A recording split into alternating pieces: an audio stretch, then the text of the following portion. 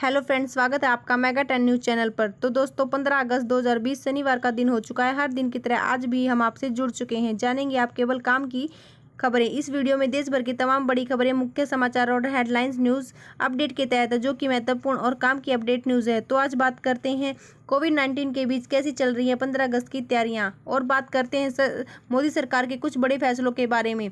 मौसम विभाग की कुछ जानकारियों के अनुसार जयपुर में बढ़ रहे हैं बाढ़ के आसार।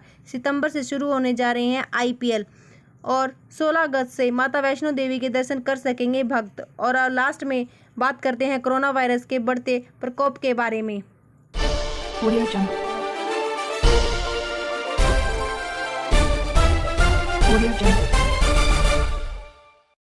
आत्मनिर्भर भारत के तहत सरकार का बड़ा कदम, 5 देशों को निर्यात की गई 23 लाख PPE किट।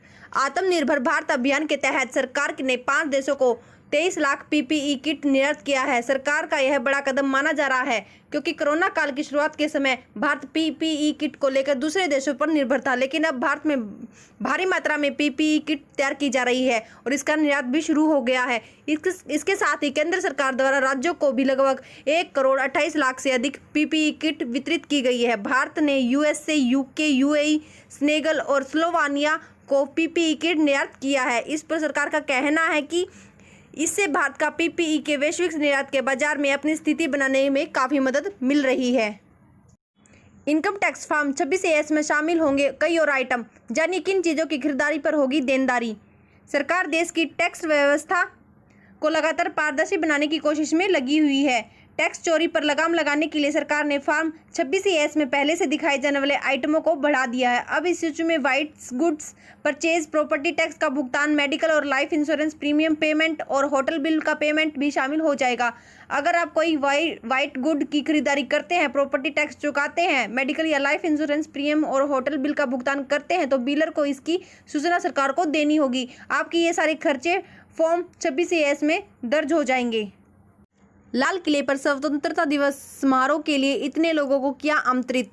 लाल किले पर स्वतंत्रता दिवस समारोह के लिए राजनयिकों, अधिकारियों और मीडिया कर्मियों सहित 4000 से अधिक लोगों को आमंत्रित किया गया है और इसे प्रोग्राम की गरिमा और कोविड-19 प्रोटोकॉल के संतुलन को ध्यान में रखते हुए आयोजित किया जा रहा है। यह जानकारी शुक्रवार को रक्षा मंत्रालय ने दी। रक्षा मंत्रालय ने कहा कि 2 अतिथियों के बीच 2 गज की दूरी के दिशा निर्देशों के तहत बैठने की व्यवस्था की गई है। इससे कहा कि सलामी गारद पेश करने वाले सदस्यों को पृथकवास में रखा गया है। मंत्रालय ने कहा सुरक्षा को ध्यान में रखते हुए NCC के कैडेटों को कार्यक्रम देखने के लिए आमंत्रित किया गया है। भारत में बन रही कोरोना वैक्सीन को लेकर आई सबसे बड़ी खबर। भारत बायोटेक ICMR की तरफ से बनाई जा रही कोविड-19 वैक्सीन के पहले फेज का क्लिनिकल ट्रायल सफल रहा है। ट्रायल के शुरुआती नतीजों के बाद कहा गया है कि वैक्सीन पूरी तरह सुरक्षित है। भारत बायोटेक और जायड्स कैडिला की वैक्सीन का 6 शहरों में ह्यूमन ट्रायल चल रहा है। भारत के 12 शहरों में 375 वॉलंटियर्स पर कोरोना वायरस वैक्सीन का टेस्ट किया गया है। हर एक वॉलंटियर को वैक्सीन के 2 डोज दिए जा चुके हैं। अब उनके ऊपर नजर रखी जा रही है। PGI रोहतक में चल रहे ट्रायल की टीम लीडर स्विता वर्मा ने कहा वैक्सीन सुरक्षित है। हमने जितनी भी वॉलंटियर्स को यह वैक्सीन लगाई है उनमें से किसी को भी विपरीत असर नहीं हुआ है। वॉलंटियर्स को अब दूसरी खुराक देने की तैयारी चल रही है। PM मोदी लॉन्च करेंगे one nation one health card. जानिए इसकी खासियत। One nation one ration card के बाद अब सरकार one nation one health card launch कर सकती है।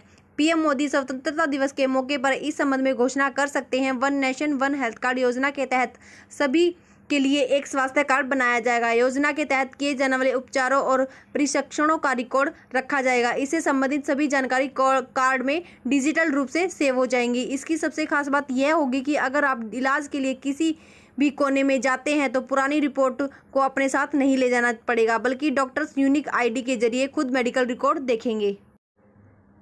मूसलाधार बारिश से जयपुर की सड़कें हुई पानी से लबालब। गुलाबी नगर में पानी में डूबी गाड़ियां, बिजली तंत्र को काफी नुकसान।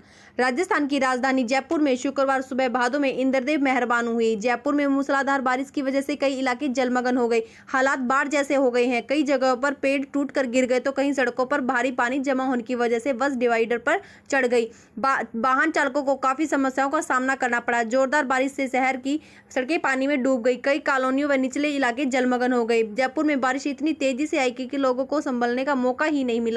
लोगों ने रेलवे स्टेशन, बस स्टैंड, यहां तक कि ATM में पनाह ली। बिहार पुलिस के 2213 पदों पर निकली भर्तियां, ऑनलाइन आवेदन करें।